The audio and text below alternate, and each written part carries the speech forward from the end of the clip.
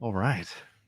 So how's everything been going with you with this year? It's been a wild year. I want to really focus more on the podcast, like on us talking about gaming, rather than like let's get into the legal weeds because you already have those videos that do that.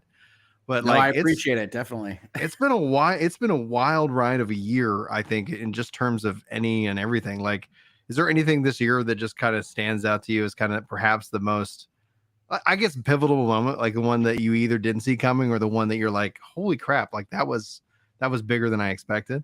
Certainly in channel terms, right? Yeah. I was helping out a friend cover Johnny Depp versus Amber Heard. Oh. And so, I have a lot of friends on YouTube on the law Mhm. side. Yeah. Legal communities. Generally speaking, when you think about legal analysis, you're thinking about trials. Yeah. Right. And pretty famously at this point, I'm not a litigator. So the last time I was in a courtroom, I was getting, offered to the bar. So at this point, I go onto these channels and I help folks out, and hopefully I'm a useful co-panelist and things like that. But that particular trial just went absolutely crazy. So in the middle of it and to the end, I'm working with my friend Alita on her channel, Legal Bites, which I will put a shout out here for. Yeah. And I'm doing it every day when I had not planned on doing that. And we're getting however many millions of views per video. Yeah. And that led on my side of things to my channel. That led to me analyzing how the media was looking at what we were just experiencing that day. So if you imagine this, if you didn't watch this, I don't blame you. We've got a court day that starts at whenever, 9 a.m. We do a pre-show for an hour and a half. Mm-hmm. And then we do more hours after that. And one of the things that I was doing at the end of those days was pulling up the New York Post and looking at the headline for what we just watched and analyzing that and finding it to be interesting based on the reality of the situation. I want you to dive into the world interesting in a bit, but go ahead and finish your thought because absolutely. Yeah. And so that led to me saying, all right, well, let's do hangouts and headlines. That's what it's become on my channel. So we've done 7 months of that, but that's an early morning show that I'd never intended to be live. I really had never intended to be on camera. I don't know if you remember the first 3 years of virtual legality is just me talking into a mic. So I didn't really have to worry about where my face is pointing or what my hair is doing or anything like that. And when I started doing these streams, you have to be on camera to be on a panel. And so I was getting more used to that. My one main kind of give to that is I got a ring light now, but it's still a very low production type setup here at Hogue House. But that led to live streaming. And that, as you probably know, is like an entirely different world on YouTube. Yeah. Right. So learning a bunch of different buttons, learning how to deal with all sorts of things, getting mods that I trusted, talking about super chats, figuring out what that should be and not be too terribly, I don't know what the right word for it is. Egregious. Crass. Like I don't want to sit here, talk about something and be like, hey, give me money. So kind of finding that vibe out was really interesting. I mean, one of the reasons I leave Big Law, I start my own firm. One of the reasons I start marketing it in the way I market it. One of the reasons I start my channel is I like trying new stuff. Yeah. And so adding streaming on top of virtual legality while keeping that going was really, really interesting. And then combining those two audiences. So Hangouts and Headlines winds up being a lot of the people very invested in the Johnny Depp versus Amber Heard trial, which is great. And then virtual legality is a lot of people invested in video game software technology sphere. And that first couple of months has a lot of comments on one or the other. That's basically like, what are you doing, Hogue? Why are you talking about random headlines or what was a hangout? What are we doing? And so that over the course of the year built into a morning show, and I had some fun with it. But for my life, for my channel, for what I've been doing, that was the biggest thing because the size of my channel, went up by 80% covering that trial. Yeah. And then holding that, making sure everybody's happy, figuring out what a larger YouTube channel actually needs to do has been fascinating. So on the note, you use the word interesting, and I absolutely identify with that word, but it feels like from a software engineering perspective that there's all these hidden properties and parameters just attached to that word alone. Can you go deeper into what you mean by interesting when it talks about how you see like the post or any kind of I've heard the term legacy media or old school media or I use masthead media. I don't know if I'm alone in that, but that's what I like to describe specifically places that have a famous masthead. Yeah, when I say interesting, so imagine, if you will, it's the middle day of the Johnny Depp versus Amber Heard trial. We've just heard testimony of some kind, and we listened to it for 8 solid hours, more really, because there's breaks for the court term. And then a couple hours after the end of the court day, you start to get the headlines come out. And if it was, touching and interesting, it'll be described opposite, depending on what outlet you're looking at. And it was clear that, arguably in both directions, but certainly kind of more on the anti-Johnny Depp side of things at the start of the trial, you would get these headlines that didn't really match with our kind of personal experience of what we had just seen. Mm-hmm. And so that's really interesting to then kind of break down. And I've always been a kind of close reader. I'm a contract attorney, right? I do commercial transactions. My job is to read sentences really closely. Yeah. And so I've always done that with the media. I've always been fascinated with how messages get out, even in video games and pop culture and movies. I've always really loved like the plot point of like what happens when Spider-Man's identity gets out. How would the newspapers or the media treat this really wild issue? What does it look like immediately after the credits roll on just like a Die Hard? Is everybody getting deposed? Are there lawsuits everywhere? Is somebody suing the Dulles Airport security? This is the kind of weird stuff that I think about, but I've always really liked that kind of second level of analysis. So I really like movies like The Martian, which has like this media storyline that goes along with the overall plot line. And so I said, all right, well, if I'm going to do a live show, what should it be? Came out with Hangouts and Headlines. It involves a lot of hanging out, right? It's 7:30 in the morning, Eastern Standard Time. We have a lot of people in there, and I treat it like a morning show. Let's get ready. Let's get excited. Let's get positive. Not usually what you hear from a corporate attorney, but let's do that. And then let's really read some headlines closely and talk about what they're trying to do rhetorically. And that's what it became. And people get a kick out of it because I read things like a crazy person.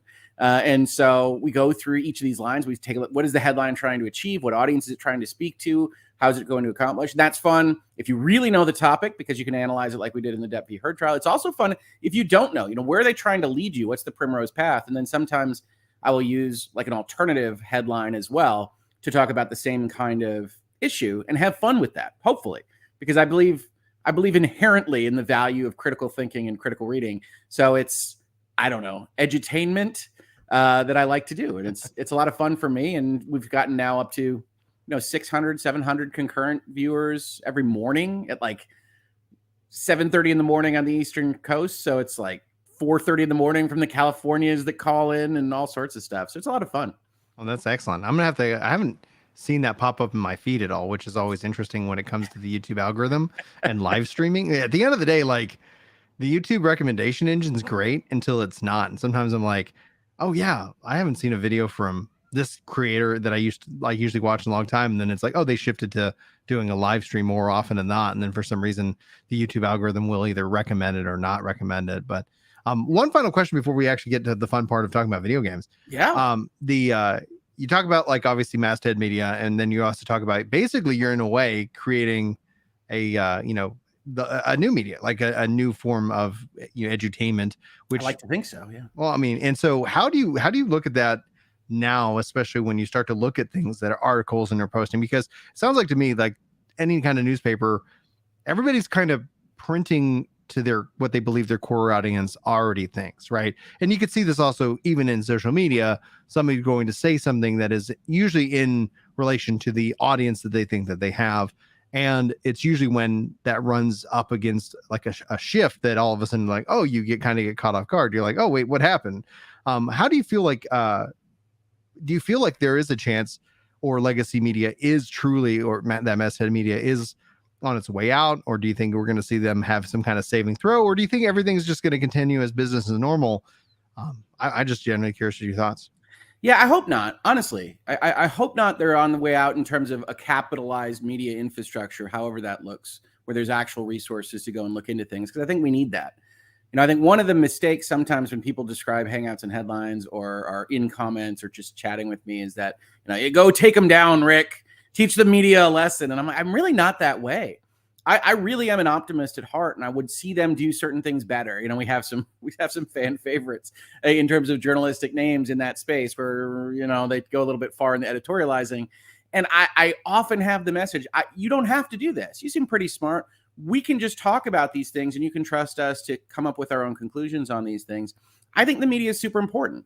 I think it's sad when you say, oh, there's just this complete reduction in trust in media. The goal of something like Hangouts and Headlines, from my perspective, is not to continue that downward slide, but to point out what it is that they're doing so that with a better, hopefully more critically oriented kind of audience. And I don't have delusions of grandeur here, right? I think the channel's going great. The shows are getting more popular, but you know, it's every little bit is a step. It's not world shaking right now.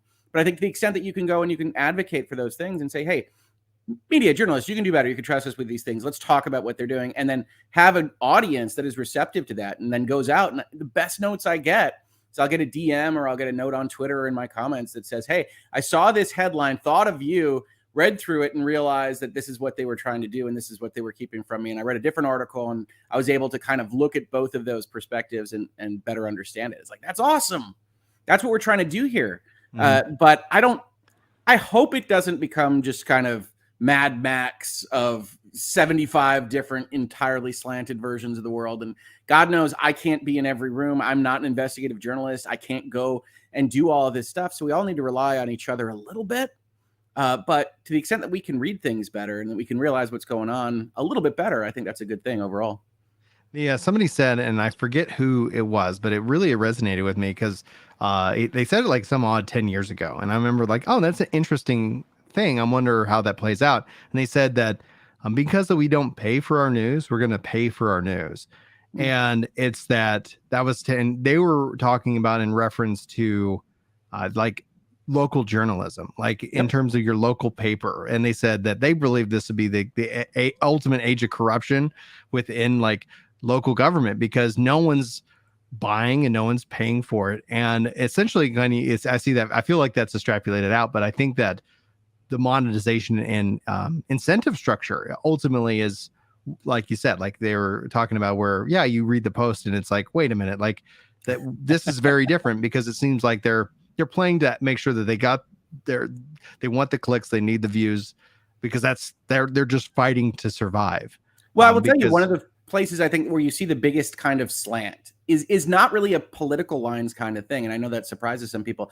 I would argue that the biggest slant you see in the masthead media is against, you know, the Hangouts and Headlines of the world, the alternative media, whatever you want to describe them as, where there are article after article after article of, oh, they can't be trusted.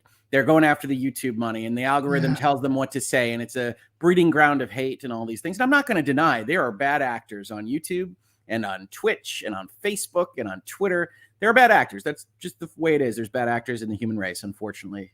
But that doesn't mean that lawyers. Yeah, right? Well, and there's still great stuff out there, though. And that's the thing, right? There are people, and a lot of them are my friends, that go and, you know, resist the call to just put giant red arrows everywhere and to, you know, have shocked faces and then talk down to somebody and harass somebody else or whatever it might be. And YouTube does do some of that. Like I could tell you right now 10 ways that I could make the channel grow faster if I did X, Y, and Z. But there are a lot of professionals and there's a lot of reasonable people out there. And, you know, the Washington Posts of the world would sometimes, in some of their articles, have you believe that it's just absolute destitution and the only people that have ethics are journalists and this all must be crushed under their weighty boot. I disagree with that. Yeah. All right. Now let's go ahead and get to the fun part of the show where we actually start the show and talk about video games, which I'm very excited about because it's been, I think, an incredible year. So I'm going to go ahead and run our intro here and we'll get this going. Let's do it. Hello, everyone, and welcome to the Epic Loot Radio podcast. My name is Brian, your host, and joining me, Hogue Law. We're going to be talking about 2022. It's been a wild year, but we're going to really be focusing in on video games. If you guys are interested in more of his legal analysis, be sure to go check out his YouTube channel. It is already linked in the title of this video, of this live stream archive. And if you're listening to this in an MP3 podcast, well, thank you so much for checking out the MP3. Hopefully you guys enjoy these episodes. Scheduled this episode originally way back in the day. And then when it came time, we were like, okay, yeah, are we able to do this? My dad ended up having surgery. So thank you so much for being flexible. I was like, okay, yeah, I don't think I'm going to be able to make this show. Oh, it was literally like hours before, right? I'm like getting ready. I'm figuring out what my day is. And I was like, and I was like, hey, the YouTube placeholder says December 7th. Yeah, I was like, okay, there you go. So we're together again. We've done a couple shows, talked to some video games, talked about some legal issues that have cropped up in like 2021. Activision Blizzard being one of the crossovers that really kind of connects our communities together overall. But I'd like to focus more on it's December. Tomorrow is the Game Awards. It is. And so I'd like to get your idea as a gamer, looking at this year. Obviously, the Game Awards has their list of games and nominees, and I think all of those are well deserving. And not going to disparage any of those, but I would actually like to start with, what is your personal game of the year and why? Yeah, well, as I think people that watch me know, I often do a kind of game of the year talk with my brother, who's a game designer. And I think what's going to happen this year, if I can even get him to come online, he's just a hard man to get a hold of, is that we're going to have a really eclectic list. That the best thing I can say on 2022 is that there might have been a general fall off in AAA games. We could talk about it to some extent. And there were delays, obviously, like seemingly every week into 2023. So that calendar looks ridiculous, and I expect more delays just to get things like where the money's available. But it meant that there was a lot of room to breathe for games of kind of either lesser pedigree, and I don't mean in terms of quality of the game, but like where it came from and what you might be expecting from it, and kind of scope. So I looked at this year, and I have had just a fantastic time with what is traditionally called like indie games or smaller AA type game experiences this year than I ever would have expected. I honestly, when somebody goes and says, "Oh, these AAA games didn't release," we expected to be playing, Starfield now and all this other stuff. It almost surprises me how little I feel it as a whole, like in my gaming year. So my favorite game of the year was a game that I fortunately got to play on Game Pass because it was a Game Pass game, but it was from one of my favorite creators. And it's the creator of a game that I really loved as an idea called Her Story a few years back. And Her Story, if you haven't played it, is you go and you're ostensibly at like a police interrogation room, pulling up clips of somebody getting interviewed by the police, and you get to insert search terms and go through this. And it won some acclaim. It was a smallish project, and that grew into a game called Telling Lies. You could see that they had kind of aspirations for doing real movie stuff. They had movie actors and things like that in a similar kind of thing where you're searching for video files. And then I think they broke through this year with a game called Immortality, which I don't want to go too far on this, but I can't say this without it sounding like it goes too far. I think might have the best story in the history of the medium so far. Oh, okay. That Immortality is, and I know a number of my colleagues and friends who I talk to video games offline about say, I'm not even sure that's a video game. Well, we can talk about that. Immortality is the same kind of concept. You've got clips of things, and you're looking for other clips of things to understand what happened. And there aren't RBG bars. There isn't equipment. There isn't experience. There isn't anything like that. You're just trying to figure out how to get to the next clip. The difference in Immortality over Her Story and Telling Lies, you don't have a keyboard. You don't need a keyboard. It is a visual search queue. So if you're looking at a clip and you pause the screen, you don't even have to pause, I don't think, and you see an ashtray, you click on the ashtray. In the archive that it has, it will pull up another ashtray randomly, and you can look at that clip with an ashtray. Now, obviously, that's a somewhat silly explanation of the scenario. You're going to be looking at actors' faces. You're going to be looking at odd things in the background, seeing how they're used.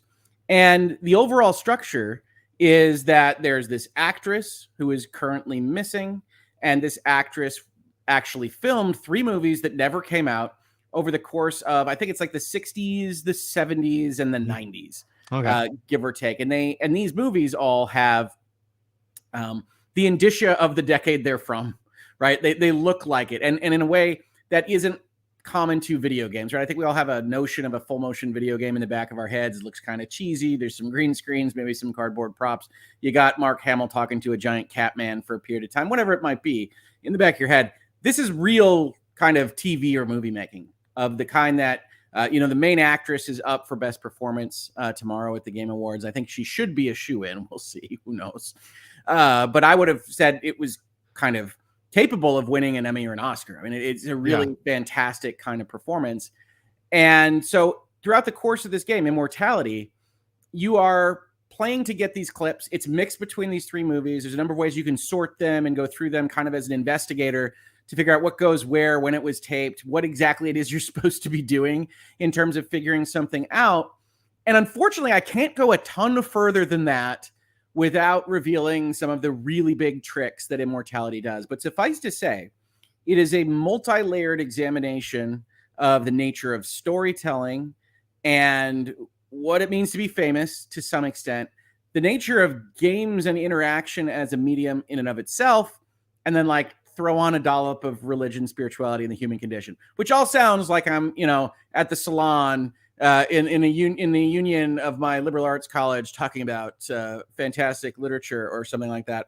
But it's done in such a way that is not overly pretentious. And I just think it is just one of the best things ever. And the layeredness of the story is just amazing. But yes, it doesn't have opponents. It doesn't have anything like that. It's interactive media as much as anything. But it is absolutely wonderful. It is easily my game of the year. And usually when I said, I do those lists with my brother, usually I kind of hide the game of the year a little bit, but I've been crowing about Immortality since I spent like a week straight just playing it because I could not get it out of my head. And the story that it was telling and putting the pieces together and figuring out what was going on. Just amazing, amazing stuff. Did you say that's on Game Pass? It is. Well, I mean, I never like to commit to that because I never know when things leave, but it was. Right. I believe it still is. And what's the rating on this game? M is all heck. Okay, cool. that was just like I was, as I'm sitting here, like, oh, maybe me and my wife would enjoy playing through this. I don't know what your wife likes vis-a-vis actual visual media. Mm-hmm. It is, especially the '60s movie. And it's actually all of them. It's a variant on kind of an exploitation concept. So those movies are, of the Skinamax variety often. And so that's part of the story. It's not gratuitous. And yet, if someone were to walk behind you and be like, what are you playing, dog? What are you going on? What's going on in here? Well, hello. Yeah. So Immortality is my easy game of the year. I don't think there's been anything done like it. And I think it uses the medium of video gaming, or at least interactive entertainment, because I know some people complain about it not being a video game to me loudly in my DMs. At least in the medium of interactive entertainment, it is exactly what I love to see. Novelty. I never would have told a story this way. Somebody showed me the way, and it is awesome. Speaking of things that people have referred to as not a video game or less than so, my game of the year is Triangle Strategy. That came out on Switch. Return to tactical JRPG. But it's like, I was like, people are like, yeah, it's like you're reading a book, you're playing through this story, and occasionally, and then they're long, they're like, and then back to back, and then it's like, hey, I think I've been playing for 2 hours, and here's a fight, and like the fights are really good, and you have mock battles that you can kind of level up. But for me, I was like, I'm really happy to see that, and I'm really wanting it to be a success, and that's something that was just like, it came out earlier this year. I wasn't able to put it down for a long period of time. I really enjoyed it. At the bookend of the year, we saw Tactics Ogre remaster coming out as well. Love it. Oh, dude. And I was like, this is great. So I have that on my Steam Deck now.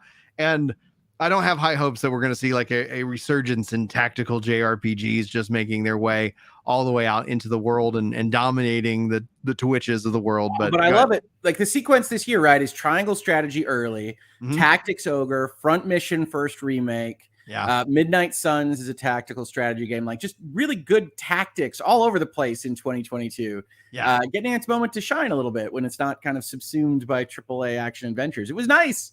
I love tactical RPGs. And I'm hoping that based off of like all the information we've seen, that next up would be the Final Fantasy Tactics remake or remaster. Well, the NVIDIA leak suggests that Final Fantasy Tactics is coming, right? But they suggested it like in 2021. So it's it's all coming true. That NVIDIA leak is like a wish list of things that you say, I couldn't possibly exist. And it's just every year. They all just keep popping out. Bada bing, bada boom.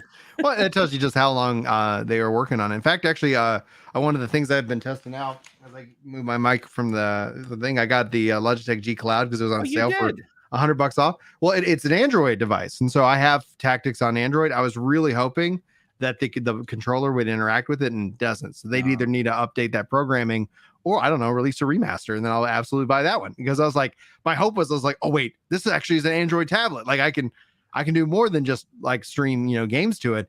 And then I was like, I was slightly disappointed when I was like, okay, it doesn't work with my controller. And I have a lot of faith that Final Fantasy Tactics is coming out next year. Me too. And I really loved, I didn't even know how much I would love jumping back into Tactics Ogre and then looking at the year it released and just feeling really old. But it was. Did you ever play Ogre Battle? Yeah. Oh, Yeah, dude. it's actually pretty funny because I'm playing Tactics Ogre, and some of the people that come in at the beginning are effectively links back to Ogre Battle, and I'm like, oh, it's Zenobia, it's all this stuff, and I'm just kind of like remembering decades ago of like, oh yeah, this guy is that, and like none of that makes any sense to anybody that's just coming brand new, Right. except that the opening video still says whatever episode 7 of the Ogre Saga. Yeah, March of the Black Queen was the one that was the Ogre Battle, and I was like, I can't remember what episode that was, but I guess that's an earlier episode number. And then I think it's the one immediately before Tactics Ogre, but I'm not positive on that. Yeah. And then at its core, I was like, I wish we could also get Ogre Battle, because like it's all these old games that we starting to see Square Enix actually remake and remaster through the Octopath Traveler Unreal Engine, which I think has been HD 3D is awesome. Oh, it's gorgeous. It makes me wish they would do the same thing for the early Final Fantasies, and really just kind of like, yeah, I'll buy everyone. They're prepping, they're getting ready, they're testing all the things with HD 3D. They don't want to release Final Fantasy 6 upon the world just yet, right. But it's clearly building towards Final Fantasy 6. The Dragon Warrior 3 that they got working in it looks awesome. Octopath Traveler 2 looks amazing. I have not. That's one of the games of shame that I have, is that I have not finished my Octopath Traveler. And the problem that I'm running into is that I actually have it like I bought it like on every platform. But I was like, oh, play a little bit here, play a little bit here. And I was like, I just need to finish that before Octopath Traveler 2 comes out. So that's my Christmas holiday goal, is to finish. Oh, it's so good. Every time I played it, I was like, this is just such a great game. The one thing I would have changed, and it'll be interesting to see if they do in the sequel, is that the characters felt more disconnected. They were just kind of whoever your main was, or the story you were working on, that was the story, and there wasn't really aware that anybody else was kind of with you. And I was like, okay. Yeah, they tried to add in those little kind of memory scene type things, but my understanding is that they actually have pairs and trios that have their own stories and storylines in the sequel. So I think it'll be pretty cool. Yeah, that's gonna be pretty nice overall. I think the one thing I didn't get a chance to try this year was Alive. That was another remake, in that same engine coming out. And I was like, okay, that's something I'd be really interested to see. But it looks great. It's a very weird game. Oh yeah. I like Live Alive or Live Live or Live Alive or whatever the heck they go with. Live Alulu. On that. But it is very weird. You can understand as you play it. It's like, I get how the Nintendo of America, Square Enix type people were like, no, maybe not for the West. Yeah. But I like it. It's interesting to see, but it's of its time, but I really do enjoy it. The thing you kind of hinted at, especially as you talked about game delays shifting into 2023, we seem to have that same kind of setup going into 2022. And it felt like February ended up becoming, this year alone, the biggest receptor of all the big game releases. Do you see that happening as we go into 2023, like where they're just going to all pile into 1 month again? Because that for me felt pretty nuts. Like if I was going to rate a negative in a positive way, like it was great that we got all these games. It really was hard when they all came out within the span of 28 days.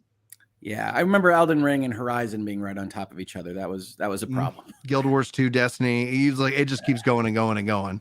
So I think the answer is yes. It's interesting if you follow like the movie industry. One of the things you'll see is the studios kind of bounce around each other with release dates and give each other enough space when something moves around, and then fill in for a specific week. And we don't quite see that dynamism yet with release dates. So it's essentially everybody playing chicken, because nobody, I don't care how successful you are, has the space to purchase 9 games in 2 weeks or whatever, the last 2 weeks of January look like right now. And so you expect things to move around. I don't know whether that'll happen or not. So then you wind up getting kind of like, all right, I'm going to prioritize this 1 or this 2 or this 3. If you're looking for a lot of content, and then other games fall by the wayside. Then you get past a certain point, and because of the way the gaming industry works, I'll just wait for it to come on sale, because it'll come on sale. And then you have what amounts to not failures, but maybe not as good as they could have done if they had gone and found their own space in the calendar. So I think long term, you'll see some more dynamism and moving things around a little bit, and maybe that'll happen this go.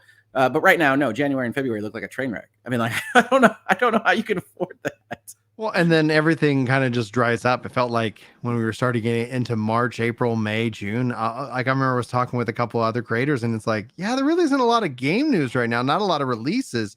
It does make way for smaller or like like you said, kind of the more niche or less marketed game because all of a sudden people are like, well, I actually do have money in my wallet now, and I am interested in playing something else, and what's out there. Oh yeah, it gets me buying weird stuff. Yeah, no, I remember there were a couple of like just droughts. And it's like, oh, yeah, all right, I'll try this. I'll buy these 3 things, and sometimes you find gems, sometimes you don't.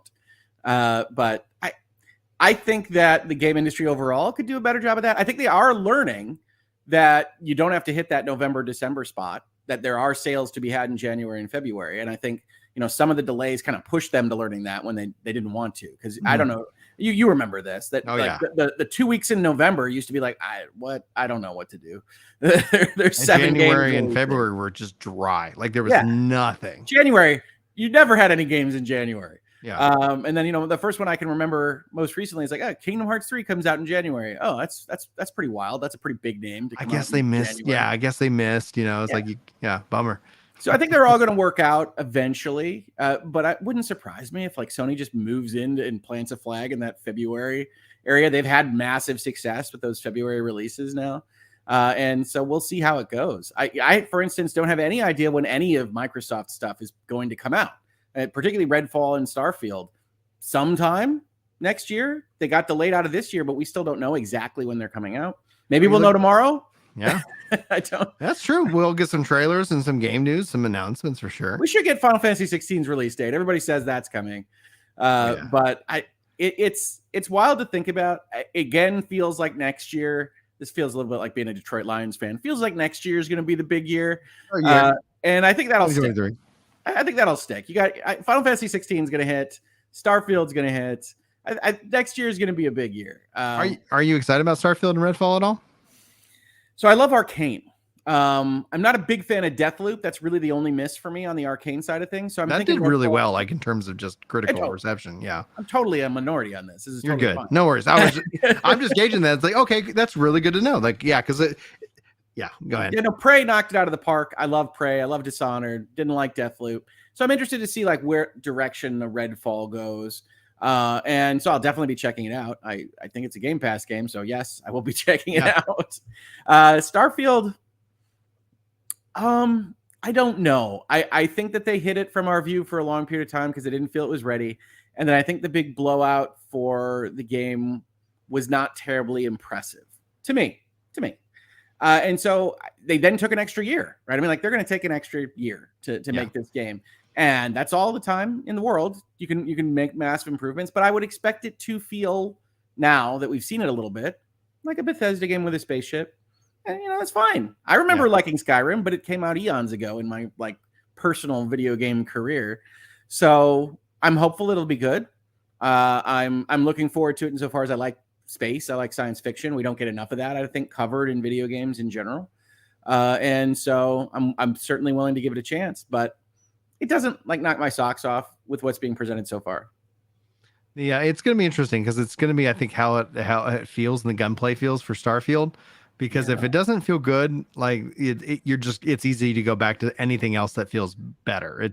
These games don't exist in a bubble, so it's like if I'm going to be in space shooting a gun, there's going to be immediate. I think there's no matter what, they're going to be going up against immediate like comparisons. Could be playing Destiny to Destiny, right? Like, and it's like, wait a minute, like I'm exploring our solar system and I'm on a planet, and it's okay, wait a minute, like what am I doing here? But they don't have to be Destiny. It just needs to make sure that it has really, really good gunplay. And then outside of that is like, if you got that loop, if you get that's the thing, that's the magic of Destiny is that like, despite like people were like talking about like, oh, the numbers are way down. It's like, well, yeah, it's November. Like everybody's playing everything else. It's the 3rd season. Their expansion's coming out.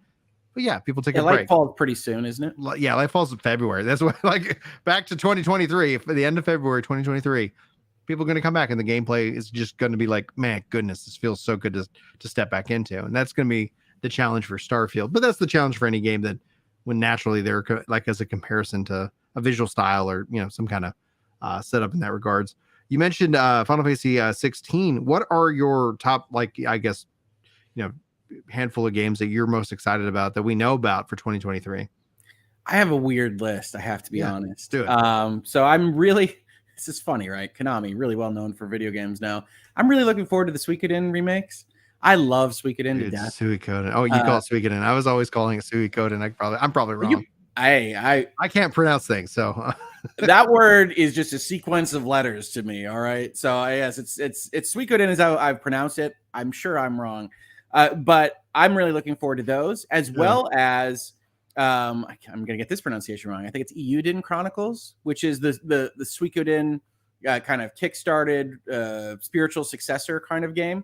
So just a big year for Suikoden stuff for me. Euden Chronicles had kind of like an action adventure prequel thing that came out this year and was also available on Game Pass. Might still be. That I really enjoyed. So it's like, oh, that's going in the right direction, in my opinion. So I'm looking out for those. Final Fantasy 16, man. I don't know. I don't. What do you know? Like, what do you not know? Where do you fall on 16? Like, I don't know, right? So I'm old school on this stuff. My favorite turn-based. Final Fantasy is 6. I like a good turn-based strategy RPG. You bring in the Devil May Cry guys. You point out how awesome and flashy it is. It's like a fighting game. Comes out as the quote. It's like, I look, Square Enix. I play all of your games, so it can be crazy as all heck. So I'll play it. I'm not sure it's going to scratch that Final Fantasy itch. We'll see. I don't know. I don't really come to the Final Fantasy show for swinging my sword real fast and big and making sparks fly everywhere. So we'll see. I think I'm actually more interested in, what did they wind up going with? Rebirth. Yeah. The next piece of the Final Fantasy VII puzzle, which Final Fantasy VII Remake was one of my favorite games of the year it released, even though I disagree with certain directions that they've taken. So I'm very interested in seeing what in the God's honest truth they're deciding to do with this series. So I'm looking forward to that. I think they actually really mastered what I want out of their modern battle system with the Final Fantasy VII Remake project, which is, it's big and flashy if you want it to be, but it's primarily kind of think about what you're going to do and monitor your resources and use your special attacks. And so, maybe they come up with just the perfect battle system for Final Fantasy 16, but I will be honest, this is probably the least I've been excited for a mainline Final Fantasy entry ever. That's fair. I think for me, I'm very excited to see the efforts with Yoshi P on the team and with Square I imagine Enix. You like him. I do. I think Yoshi P has been like a real good addition to Square Enix. Mm-hmm. And one of the things that I'm looking to personally as like the gameplay, like the thing is that Bravely Default 2 exists. Like there are Final Fantasy turn-based games that can scratch that itch. And I wouldn't mind them, deciding if they wanted to take a crack at Final Fantasy 11 and bring that into kind of Octopath Traveler 2D HD to tell its story in a turn-based, like that would be cool. I think there's a lot of people that would be an interesting way preserving 11 for the future, unless they decide to like remake it. But with 16, it's the frustration I had with 15 though. Like I thought I actually enjoyed 15. 12 for me is like really also knocked out of the park, but you and I shared the same best Final Fantasy 6. If Tactics also is in there, but it's like when we're talking about numbered, I don't. Tactics is great. Tactics is just sad. Tactics is dour. It's dark. Folks who haven't played this game, which we are presuming is coming out next year, you get ready. It is a tragedy. Yes. Oh yeah. And I'm really hoping that people get to experience it that who haven't, who had that exposed it to a whole new generation. Because my goodness. But back to like the issue I had with 15 was it felt like it was finished in DLC, and it's like, I really, really want them to say like, this is what 16 is. Here you go. You don't need to go watch a movie. You don't need to go download the DLCs. If they do any DLC for it, if they do anything else for it, cool. But make sure that that's like, okay, we had the game, it was planned and it was finished. And then we sold it to everybody. And then they went and enjoyed it or didn't enjoy it. And I think that's going to be good. He's weird on that, right? Yeah. You use clips from the movie, and then nobody understands at all what happened with Arden until his episode. Right. And you're like, there's so much depth in these characters in this world that it just felt like that's what I don't want for 16. Well, when it launched, it didn't even have the bestiary, and they put so much of the lore in there. It's like, oh, this is how you're telling me the story. 15 to me is, I've always described it as more than the sum of its parts. Like I can see all of the stuff that is bad about it. I can see how it's cobbled together. I can see how it turns into a linear game after the first continent and all this stuff. And it still kind of drives me. If I turn that game on, it'll keep me going for a few hours, just in kind of loops and monster hunts and things like that. So like they had something. Yeah. It's better than it should be. Yeah. But it didn't quite get there. Yeah. I 100% agree. And so that's where when I look at 16, I'm evaluating it, because Yoshi P said something that I actually really respected, is that he's not trying to make 16 as a Final Fantasy game for everybody. Like, he's like, we're not going to try to like do all these things and it's going to appease everybody, because then at the end, I don't think they'd make it for anybody really. And I think he recognizes that everybody has their different favorite Final Fantasies and different systems. But what we want to do is we want to actually focus in our scope. We want to deliver a AAA Final Fantasy game. And that's what we're going to do. And that's where I'm just looking at that. It's like, if he delivers on that, then do it again and welcome to whatever comes next. And then they go can shoot maybe your shot. Yeah. I get that. It's what's interesting about that, and I hadn't heard that quote, is that's a direct refutation of the Final Fantasy 15 mantra, right? Which is that first screen on that is for first timer, for Final Fantasy fans and first timers. Yeah, like, we're just gonna be for everyone. So yeah, no, go make your game. The only thing I can't promise is that I'll be on the trip with you. Right. Like, yeah. Final Fantasy has long been my favorite series in gaming, and so it's like I don't know. This one definitely doesn't appear to be made for me. So we'll see. We'll see. Yeah, exactly. Any other games that you're particularly fond of or excited about for 2023? I think Hogwarts Legacy looks fantastic. I think Warner Brothers appears to have put all of their money in it. And whatever was remaining, whatever they had left, they're like, well, they're going to sell the company off anyway. Just put it all in. It every time I see it, it looks great. And I think if they can realize that kind of, fantasy approach to living at Hogwarts, I think that would be a real good addition to the video game pantheon. I actually feel like I'm getting slight vibes of that from Midnight Suns, which I'm playing through right now, which is really ambitious in ways that I hadn't expected. And you do kind of get a like, all right, you're living here at Hogwarts and dealing with these kinds of things on the fly. And I think if they do that, I think it could be a real winner. And obviously, the Harry Potter franchise, the Wizarding World, is still very, very valuable to them. So, we'll see. But I'm looking forward to that one. That one's also pretty early, I think, either January or February. Yeah, I don't know. I haven't been following that one that much, but I know a lot of people usually bring it up, and I know whenever it premieres, it definitely generates a lot of interest. We haven't started doing the Hogwarts, the Harry Potter stuff with the kids yet, but I think Maddie, what our thought was is just like when I was actually beyond, like, my wife and brother were the ones who were growing up reading the Harry Potters, and I was just like checking all the movies and enjoying that, but when that was all coming out, it's like, we're kind of looking at having Maddie read the books and stuff like that and step into the movies as well. Cause it's like, that's something that was an interesting kind of thing where the books and like they were coming out and the hype for the book was also, if not, bigger than the movie hype that was usually accompanied it. Oh, I stood in some lines for my sister. Yeah. I think I stood in lines for 5 and 6 for her. So I remember. What would you say is one of the biggest fails of 2022 in terms of gaming? What was one of the biggest issues that have come out of this year that you feel like could have either been handled better or just was something like, because I would say 2021 was really the Blizzard fiasco. Like that verse for me was the biggest fail of the year. Was there any big fails for 2022? Well, honestly, I mean, I think this is going to come right back into my wheelhouse here, which is to say, I didn't anticipate this kind of animus between Sony and Microsoft on this deal, even when I was talking about it as early as I think it gets announced January 18th of this year. So I didn't expect Sony to accelerate into this kind of scorched earth attack pattern that they're now kind of in, right? For those that don't know, on this deal, they've recently escalated to it cannot happen. We're not going to accept concessions, and telling the regulators that I have not seen that. The gaming industry will die if there isn't an independently owned Activision, all this stuff. So Sony has gone for it all. They clearly think that there's a potential opening there. But as a fan of Sony, right, I've had a PlayStation all the way up through PlayStation 5 on launch day. They have the bulk of the Japanese role-playing games. I've enjoyed my experiences with PlayStation for some, I don't even know, 30 years. I do look at this and I can't help but take a certain amount of loss of goodwill towards what's happening here. I understand that they think they can win this. It's useful for their business. I'm a business guy. And yet I still look at it and say, this isn't, some of the claims are kind of ridiculous. Some of the things that they're saying are kind of ridiculous. And so if there's a fail to me, it's like, I don't think Sony has acquitted itself in a way that makes it very easy for me to be a fan of them. And I like to be a fan of them. I like to be a fan of all these guys. I like to be a fan of good games.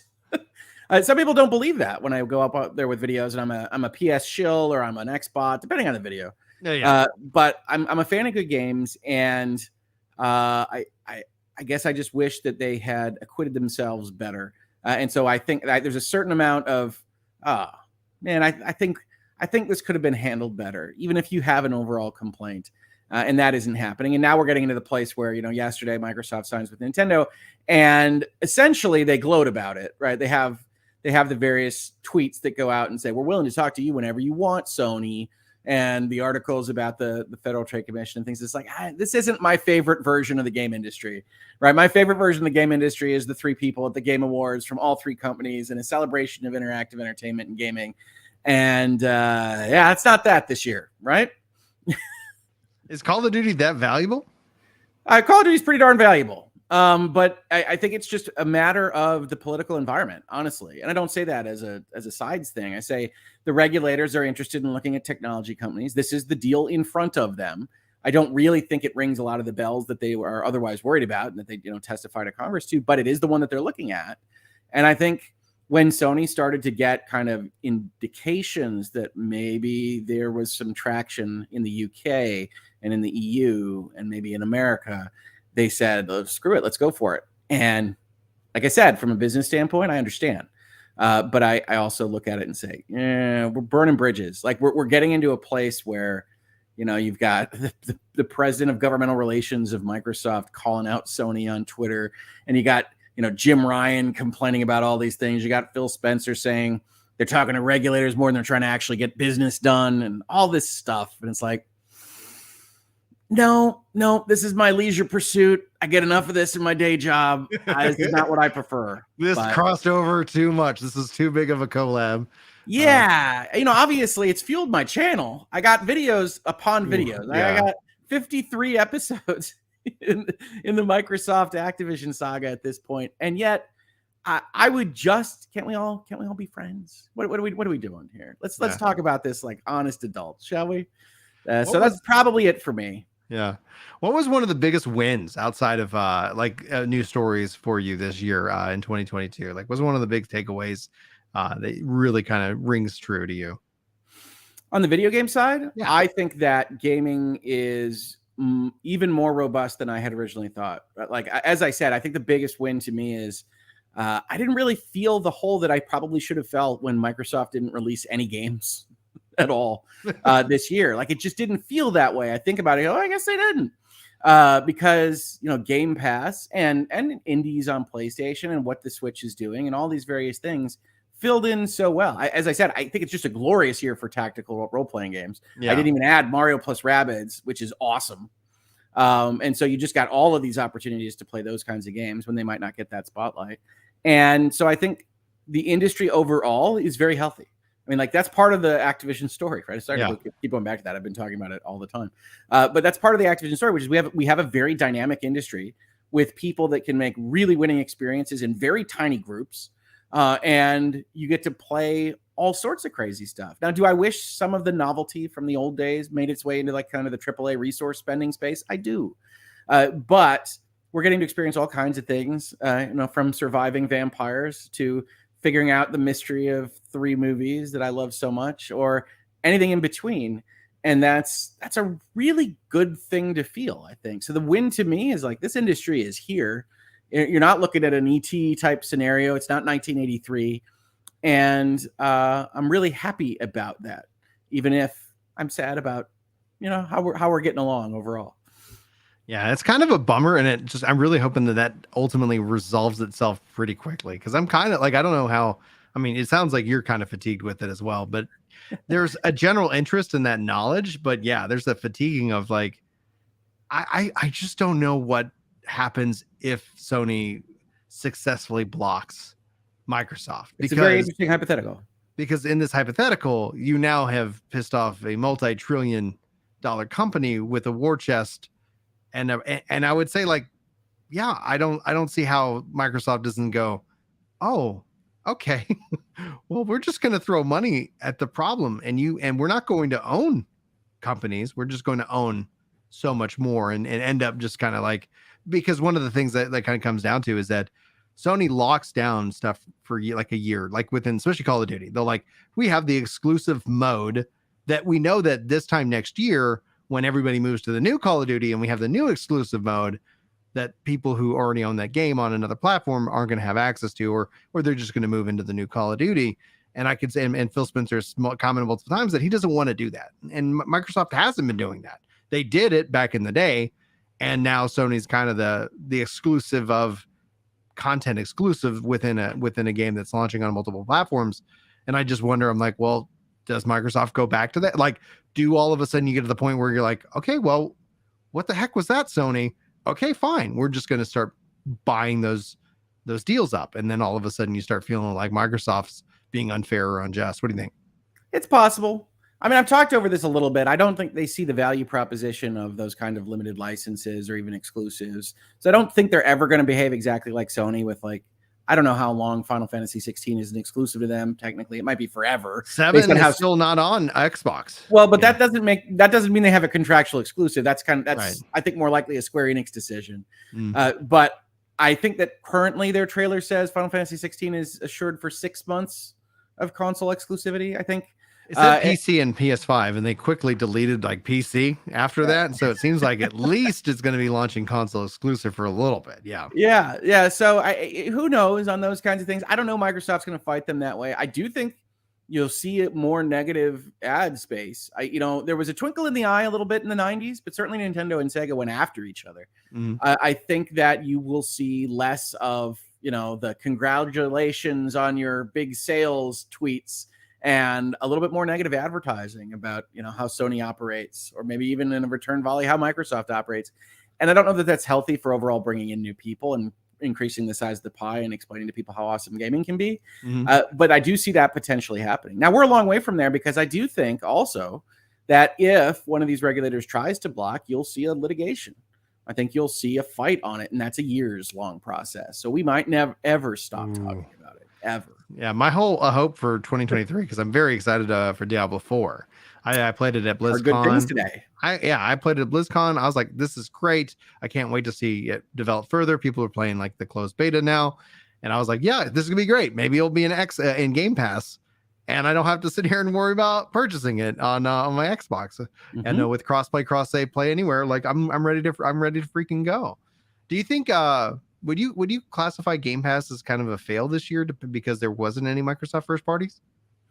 I don't personally, but I use Game Pass different than others might. Right? Actually, Game Pass, I care more about the indie parade than the AAA games. It has kind of shown me games that I never would have even clicked on my own, and that has been its value. So I'm actually pretty happy with the curation at Xbox, and I'm always amused when you go and you look at the reviews of any Game Pass game, unlike the Microsoft Xbox store, because people will try anything if it's not additional price, and they'll just be like, this isn't what I want. Yeah. 1 star. It's like, all right, okay, cool. But I've gotten so many cool experiences. I'm playing through Norco. It's like, what even is this? I don't know. It's like a poetry adventure game in Louisiana. All right, we'll give that a shot. Why not? Immortality, as I already mentioned, which in my opinion is the best game of the year, was on Game Pass, so more people at least get to try it, and then rag on it in the reviews on Xbox. What even is this? Says all the Game Pass reviews for almost everything. But I really think that there is value to that through. We've got 7 more games. You just go and you click on what's new on Game Pass every couple weeks, and you're like, oh, okay, what is this? Download these 6 things, and give it a try. It's definitely not a fail for me. But I do understand other people have said, well, you didn't release any of the expensive games, really, honestly, for the value proposition. But I've always felt that Game Pass is kind of like opening up a present, seeing what's in there every couple of weeks, and sometimes there's some real winners. Yeah, as a parent, one of the things that's been really enjoyable is just the sheer access to games that I don't have to purchase, because the kids are just like, oh yeah, let's download that. Let's see what's on Game Pass. Let's go play that. We've been playing the Paw Patrol game and Forager. I knew you were going to say Paw Patrol, because I was thinking the exact same. My kids are just aged out of it, but okay, nice. I saw Paw Patrol come out and I was like, oh, that would have been a perfect thing to be like, yes, we will get this undoubtedly middle tier at best licensed video game. It's a big hit with the kids. Forger, like the my 8-year-old loves Forger, and it's actually one of the games that I really actually enjoy just watching her play. So we're just kind of hanging out together, and she's building stuff and farming things and things like that. And I was like, oh, this is really cool. So That's great. Again, a Game Pass game. So Game Pass for me is like yeah, I can hear the kids outside the door. It's like, yeah, that's usually how it goes around here. But yeah, like it's been a real treat. One of the things that I feel like they're still lacking though is that, yeah, it feels like there is a gap still in, like, I guess that kind of age range. I've always been curious to see if they would, because they keep butting up with Sega on certain projects, and I was always just like, are they going to actually commit and just like decide to buy them or own Sonic, or in that regards, because they have like they had the Phantasy Star game locked down for a year. They like there's so many like different relationships. I was like, all right, it's kind of for me, Microsoft and Sega is a will they, won't they, as they kind of have been doing real well for the first time in Japan. And that's something really exciting to see. Yeah, I have actually really no question. I would just turn it over to you. Like, do you have any kind of thoughts on any kind of future Microsoft acquisitions, especially as it relates to the Japan? My guess is after Activision Blizzard, they're going to take a breath just because of how much work and resources this kind of thing takes. That doesn't mean that they couldn't purchase up smaller studios around. I think I can never remember the name of the company. I want to say Asobo. The people that make Plague's Tale, I think, are right up there on the potential block for somebody like Xbox. But I think they're going to take a breather. It's funny that you say that, because in my head I kind of do think of Xbox as the genesis of the various generations here. And so, yeah, Sonic and blast processing, and you can't do this on Nintendo kind of thing. It does go with their edginess. But yeah, I think they're going to take a break. And the other reason that they take a break, by the way, is not just that acquiring things is hard, is that they're still kind of in the reorganization framework, right? They're still figuring out how their pipeline should work. They went from however many companies to, after this deal closes, if it closes, I think 34, 37, some kind of huge number of development houses. So they have to make sure all of the pipelines are working to spit the money back out. And I think at some point you do take a breather to make sure that you've got a culture and a structure that is actually doing what you need it to do to participate in whatever industry you're in. It doesn't have to be just video games. So I think they take a break, but they'll always have their eye on the possibilities. As I've told people for years, even before the ZeniMax acquisition, there's constantly evaluations and calls going on and determining what, if any, would be the possibilities of somebody selling or something along those lines. So I think they will continue to do that. But assuming it gets through Activision Blizzard, they are going to be under the microscope a little bit. And so you just fly casual, as they might say in Star Wars. Now, my last question really is coming here from Colin here, because as we're both Square Enix fans, Colin says Square Enix keeps saying that they're not making enough money, but they still also keep their games off of multiple platforms. And you kind of hinted at that maybe Final Fantasy VII isn't on Xbox, namely because of a decision by Square Enix. We still don't see Final Fantasy XIV on Xbox. And Yoshi P recently commented that that's namely because of resources on their end to be able to release and test and have it certify these games. Do you have any thoughts on regarding Square Enix's recent comments about how they're not making money and how they're also having I wonder what the PlayStation deal, like if they are exclusive for a period of time, what that kind of is bringing in? And I don't know if it necessarily is to their financial benefit now. What do you think? Yeah, I mean, well, any marketing deal like that's going to have a monetary component, whether that's in cash or in kind. We kind of saw inklings of that when the Capcom Resident Evil Village contract got released. You could see how that works in practice. I really do think it's probably just resources. They look at certainly their home jurisdiction, where Xbox has not historically done very well in Japan. But Square Enix is having a moment overall, right? They just offloaded basically their entire Western output for 3 pennies and a nickel. Mm-hmm. And so they're reforming what it is they want to do. Some of that is like their NFT project, which we'll see, I guess. But some of that is trying to focus down on what they are good at.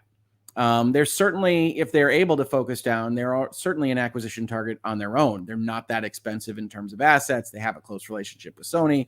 They could be essentially batting their eyelashes at Sony. I mean, that could be something that's happening behind the scenes. We'll see on that, but I honestly do think that they look at the numbers and the analytics, and they feel like they would not make the resources it took to move one of their games over back through sales on that other platform. Could they be wrong? Square Enix is wrong about a lot of stuff all the time. I love them. They're probably my favorite developer in terms of output. They make wacky stuff. I like playing wacky things. But they make very cautious choices and sometimes very silly choices with their business side. And I think basically they are conservative on expanding their base, would be my guess. Mm-hmm. We're speculating here. We're not sitting in those rooms, but sometimes I wish I was a fly on the wall, just because it's like, just to know, not even to share, just like a fly that understands Japanese. Yeah, exactly. And that'd be step one, learn Japanese. Step two, turn into fly. Yeah, no, I think it would be interesting. They make a lot of choices that don't make a ton of sense to me. And one of the things I actually really liked about what they decided to do this year is make what I would call, I don't even know, a bunch of AA or single A type games, like putting only a certain amount of resources in and seeing what flies. It turns out I actually kind of really like their Star Ocean this year, which I wasn't expecting at all. I've consistently liked their really low tier stuff. I love their Voice of Cards series. I really liked Dungeon Encounters last year. Like, they make a bunch of weird small stuff, and I would see them do that more, because honestly, I think that there is an area of the market that isn't getting fed with variety when the Sonys of the world, love you Sony, basically just make third person over the shoulder action adventure games, some of which are linear, some of which are open world. And that's the distinction, when you can have a broader range of random stuff. And I think Square Enix delivers that. So I think they're making some good choices. I think it probably is wise, even though Marvel's Guardians of the Galaxy was actually my favorite game last year. Surprise to me, by the way, before I played it. But actually my favorite game last year, and they offloaded those studios. And it's like, yeah, I guess that kind of makes sense. You're not great at figuring out what you want to do with these kinds of assets. We have the whole brouhaha about Crystal Dynamics and the Avengers and what should be done and what shouldn't be done and all this stuff with them. So I think focusing what we would call in like business parlance on your core competencies is a good idea. But yeah, they're hard to watch sometimes. As a lover of Final Fantasy, it's like, my God, you guys can't get a cadence that's less than 6 or 7 years. Like, what is going on? At least with 16, they didn't announce it a decade ago. They didn't. It wasn't too early, and yet we're kind of grading on a curve, right? Because it's gonna be like 3 years from announcement to release. Yeah, but that's much better. When they announced Final Fantasy 7R, I was like, there we go, 2020. Let's go 2020, and nailed it. And I was like, oh my gosh, I was totally thinking that it was the promise has been made. Yeah, and but Kingdom Hearts 3, another decade long. Like, they've hit some snags. And the thing with 10-year projects, a lot of people, gamers will say, especially because as a developer, they're like, oh, 10 years. That means they poured 10 years of passion and focus. It's like, no. That means they had turnover. That means people left the company and the vision changed. Leadership. There's 7 games that died in between announcement and now. And you got the last 3 years. Exactly. And you got what they could deliver on. Yeah, exactly. Where can people find you, man? Sure. Well, I think most prominently I'm on YouTube. So you can find me at youtube.com/HoagLaw, where we do Virtual Legality, which is the keystone series on the channel. And we also do those Hangouts and Headlines 4 days a week at 7:30 a.m. Eastern Standard Time. So come join us. It's a very chill time. We talk about whatever the heck is on the thumbnail that I picked out for that day. Everything from Velveeta lawsuits to really important stuff about the health system. I mean, we do all sorts of things in Hangouts and Headlines. So do check that out. And then early next year, we'll be returning with Lawyers and Dragons, where 3 of my lawyer buddies and I play Dungeons and Dragons in a lawyerly style. And that's a lot of fun. We just finished season 1 a couple of weeks ago. And that actually proved to be one of the more popular things I've done on the channel. So who knows with this crazy stuff? I'm running shows all the time, but you can find me there. Or if you just want to hear me rant or rave about my Michigan Wolverines, you can follow me on Twitter at HoagLaw as well, because, well, my Wolverines are undefeated. So there we go. All right, guys, that's going to wrap it up for the show. Thanks so much for tuning in. Hopefully you enjoyed. And if you're listening here and any kind of archive after the show has been done, sound off in the comments. Let me know. I appreciate the likes on this video as well. And also, hopefully you guys check out the MP3 audio wherever MP3s are downloaded. You know the place. Anyway, guys, thanks so much for tuning in. We'll see you in the future. But until then, take care. Boom, baby. Yes. That was an interesting fade. Like usually it was kind of like it had this kind of blip, but that was kind of faded right into back to us on camera. So I guess StreamYard made some updates. But all right, I'm gonna hit end broadcast, guys. Thanks for hanging out for the live show, and we will see you next time.